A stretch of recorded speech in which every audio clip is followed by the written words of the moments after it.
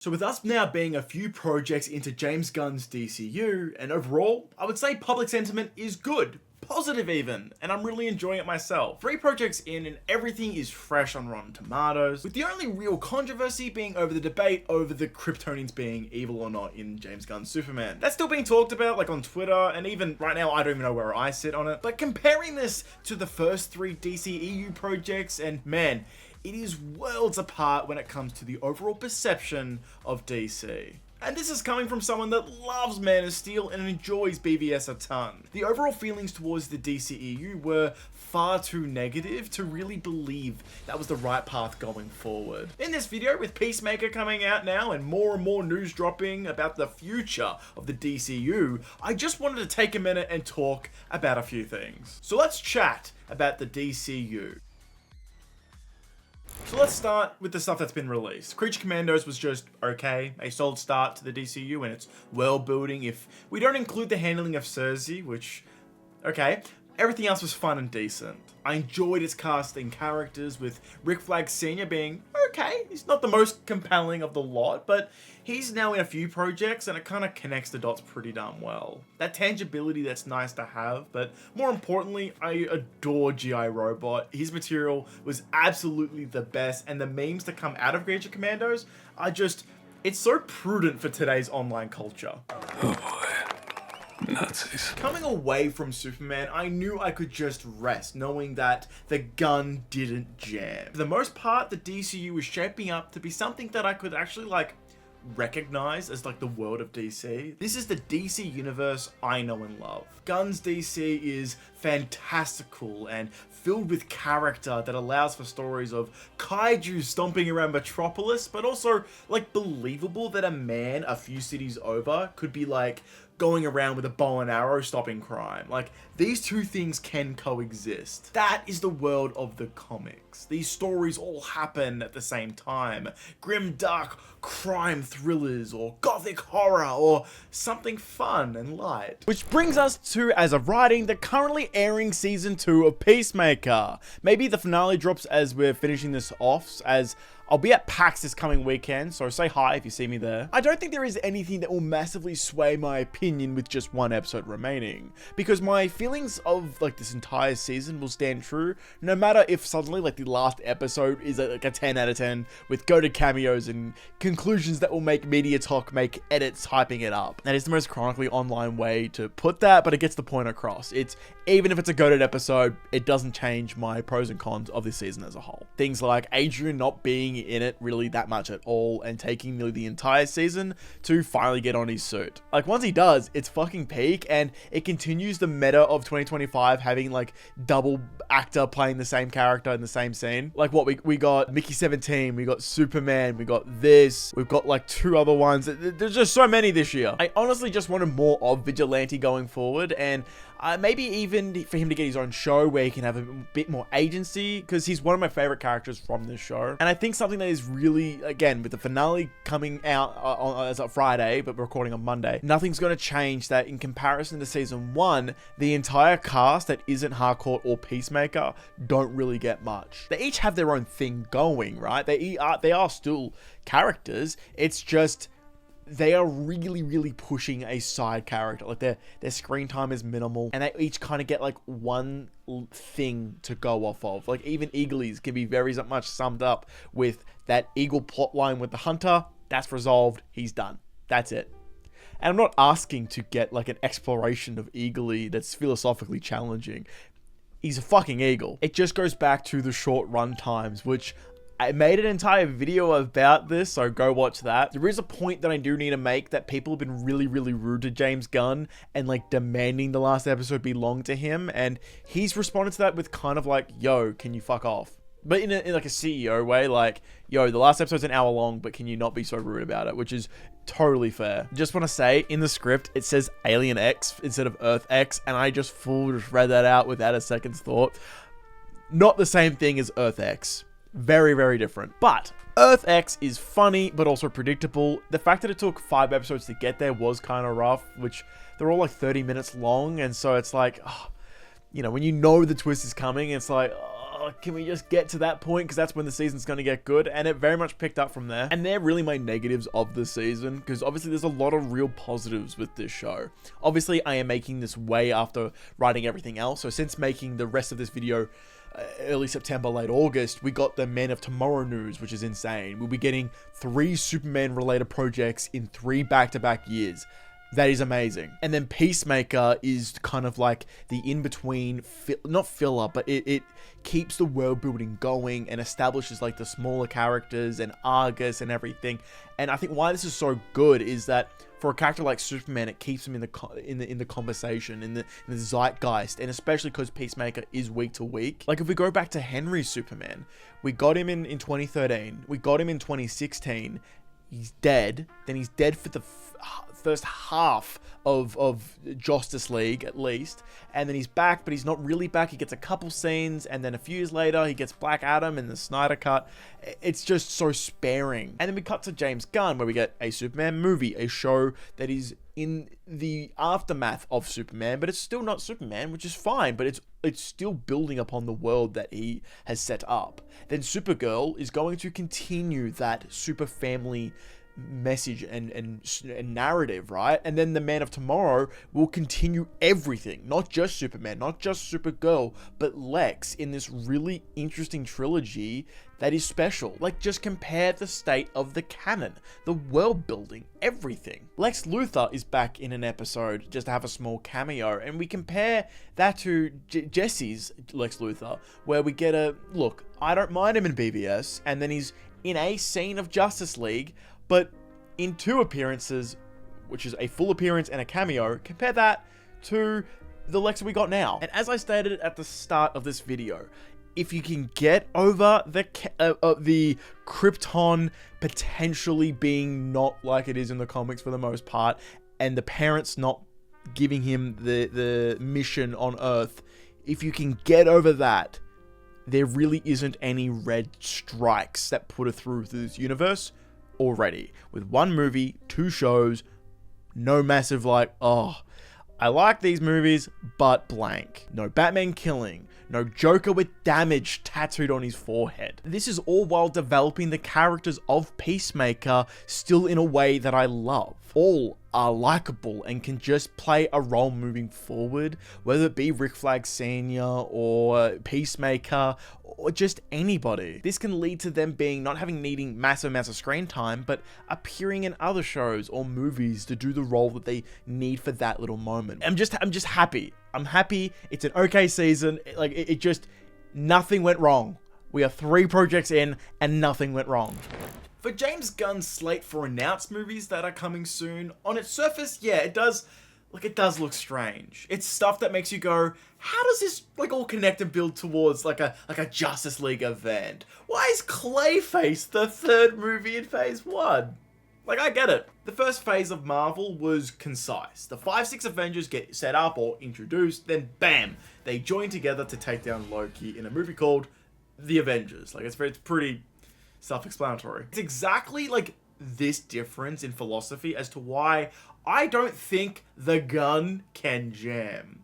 The movies that get dates are coming soon and are slated because, well, they have a thing called finished scripts. They've had a full pre-production, and the way James talks about the writing process and every single one of projects he talks about fills me with so much hope that the films that are coming out of DC are different now. They're just fucking real movies. I don't have to worry and read quotes on Twitter about actors saying, you know, I don't even know who I was talking to or where we were set or what the plot is or anything. I stood on a blue screen by myself and said my lines. That's horrible! You're just gonna get like the Doctor Strange Multiverse of Madness effect where every character's like lit differently and just like stoically staring at something, and eventually they'll figure out what they're staring at. I remember seeing behind the scenes footage of one of the new Ghostbusters films, and they were highlighting how great the CGI was to recreating like these library steps or something. And look, the CGI looked great, but like they were saying like everything was CG, like everything.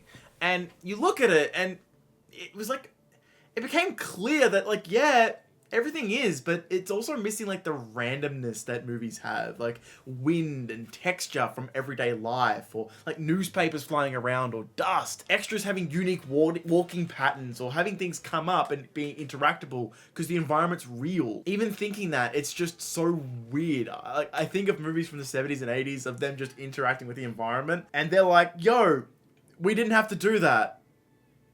As a positive. The slate of stuff to come is just exciting. Supergirl, I hear, is amazing, and I'm just so damn hyped for that. And Clayface being like the first genuine horror comic book movie to be released, I think, ever. Like, or at least in the modern boom of comic book movies, to get a small budget with big scares and R rating. Like, we have variety. I can't believe I'm saying this. Like, we have variety. That's awesome. Now, the Lanterns TV show, I'm nervous about, because we've seen one image of them both in jackets, and look, I'll look forward to seeing more, but yeah, that's all I can say on Lantern. However, one concern I do have is that there's like a massive overlooming shadow over the entire DCU, which is just Batman and Wonder Woman. Like, I feel like this, if the longer this goes unresolved, the dialogue is going to be continued to be ruined just around DC. Every question is just, is this reverse canon or not? It's getting stale already, and James Gunn keeps coming out and kind of squashing it. Like, he said about 6 or 7 times he's squashing it, but until like the Brave and the Bold actually doesn't look like a money laundering scheme, this narrative is going to continually be pushed that Pattinson's Batman could be canon. I just need this to be over. It's the main thing people discuss each time James Gunn like rears his head. It's just, hey, Pattinson, I'm done. I know James Gunn has a casting rule of once a project enters production, but it's just painful to read, oh, this guy from 1923 fucking sucks. Oh no, he's going to be the best Batman. Make him Batman. Don't make him Batman. I make anyone Batman at this stage. I just needed to end. But I also need to end is this narrative around an older Batman and a younger Superman. Can we stop that? Like, if Superman is the starting point, like Superman 2025, that's the BBY event of the DCU. Let's call it the before and after the Battle of Metropolis. Peacemaker, which, minor spoilers for Peacemaker, if you even know you watched my review section, would be set at 0 ABM, because it's 6 months after Superman. The Supergirl movie could easily be like the same, with up to a year or 2 afterwards, so that'd be 1 or 2 ABM, as she goes off to fly to other planets to continue her drinking spree. Then, in 2027, when James Gunn's Superman sequel comes out, the same year as the Batman Part 2, so let's roughly say that movie is 2 to 3 years after Superman 1, so that is 2 to 3 ABM. People worry because Batman Brave and the Bold has Damian Wayne in it, and he's Robin. The movie does not even have a date yet, and it wouldn't be coming until 2028 or 2029 at the earliest. Like, we still don't even know who's writing it. That Batman movie doesn't need to be set during 0 to 3 ABM. It could easily be set during 5, 6, or 7 ABM, alongside the latter films in the DCU, films that are coming out at the same time, with flashbacks going backwards, or films like the Dick and Jason Robin film that's coming out, the animated one. That could be DCU and could fill that spot perfectly. I also have the best idea later that can solve more issues that you can think of, so stick around for that, but I've told some friends and they told me it's the worst idea, but you gotta stick to the end. So no, it won't be just an older Batman, or it doesn't have to be. We could easily say at the time of Superman learning the ropes in his first 3-4 years, Dick is still Robin, and then slowly moving on to Jason and Tim. Between the time of Superman and Brave and the Bold, all the usual stuff we know happens before Damian rocks up at his door. I think that's pretty easy. That's the easiest thing to not be worried about, honestly. My thoughts on Wonder Woman are simple. It just needs to be done. Like, that's it. It needs to be done. I know it's getting fast-tracked with the writer of Supergirl, and apparently she is so talented and she's smashing it out of the park, but this can't be dragged out. With Superman getting 2 movies, and Supergirl, which would be, you know, he gets more material there, before she gets 1. Like, we're still coming off Wonder Woman 84, and the stain that is Gal Gadot left on the character, like, that needs to be corrected as soon as possible. Her spot on the Mount Rushmore of superheroes can't keep getting doubted and challenged. I see way too many people clout chasing, going, name any good Wonder Woman stories, or name me 5 or 10 villains of hers. I'm done with that. James, you need to get the best people on it. Just get it done and out and fight. Just, I need it. Lastly, on the stuff I need to talk about, it's time to glaze the new Lego Batman. it's glaze time. So let's be real. This is the coolest shit. I have spammed the gaming section of my Discord, which you should join, by the way, with copious amounts of Lego Batman like Twitter announcements of the map size, or the suits are earnable, the Batcave's customizable, the combat being like Arkham, or holy shit, how good are the graphics? And yeah, it's clear that I am Lego Batman pilled to the brim. If you too want to gush about how awesome this Lego Batman game is, join the Discord. There are links down below or in our channel links in our banner. Just join the fucking Discord. Yeah. This is really the only announced DC game that I know of. There is limited info and there's nothing on Injustice 3 or anything from Rocksteady. So, also no Wonder Woman game, which, yeah, I guess that leaves us with just... Look, if we are in the chapter of gods and monsters, where the hell are all the monster projects? I know Swamp Thing is being worked on, but I would love to see to explore the magic and the dark side of this idea of gods and monsters. The shit that Constantine and Zatanna could run into. Like, where are the monsters? Is Clayface the only monster we're gonna get? We're getting very safe stuff with Supes and Supergirl and Batman adjacent projects. But on the god side, let's get actually into the gods. Where's the new gods expanding the world of Kirby's most creative creations filled with the weirdness and color? I know we're getting a Mr. Miracle animated project at some stage from like the author of that book, but we don't know if that's canon, and from what I've heard, that's not a good entry point. I talked to a bunch of comic book people who know what they're talking about, and they're like, oh, this is bad. This is really bad, to being like, yo, here's new gods. So yeah, I hope under the phase of gods and monsters, we get more gods and monsters and see what this universe has to offer. On a separate note, what I would love to see is to get a character like Martian Manhunter some love with his stuff. Maybe it could be animated so we could get some of that fully abstract shit that they're doing in the like absolute like books. Like, I want that level of creativity in animation. It's a brilliant medium. I want some big budget medium, like animated films coming from DC on the big screen. It's variety, and I think Martian Manhunter could be the perfect character to show what Warner Bros. Animation could do that isn't just shelving projects for tax write-offs. However, speaking of animation, what is going on with DC animation? Are we getting another unique DC universe that is straight to video like we have with the DC AMU and then the Tomorrowverse? Like, for the past 15 years, while yes, I've been really harsh on the channel, I'm a DC fan that loves DC movies. I consume them because I love them. I just want them to improve and get better. I'm not a hater, but for them to not just exist at all, like, I still want to see animation from DC and more stuff that doesn't need to be canon. Like, I think the big three should always have a non-canon kids show on air that can be on week to week for kids to get into these characters. Like, they did hundreds of episodes in the 90s for decently cheap budgets, and now suddenly it's because it's expensive and hard to produce. Like I don't get it. I don't get it. Why does Wonder Woman not just have a non-canon animated show? Just go back to 2D, simplify it if you need to. Is 3D cheaper? Is 2D cheaper? I don't fucking know. I'm not an animation expert, but I see a massive fucking like empty void of where there was Batman shows from 1991 or 2 to 2015. Also, can we return to the comic book adaptations like The Dark Knight Returns or Year One for their stuff?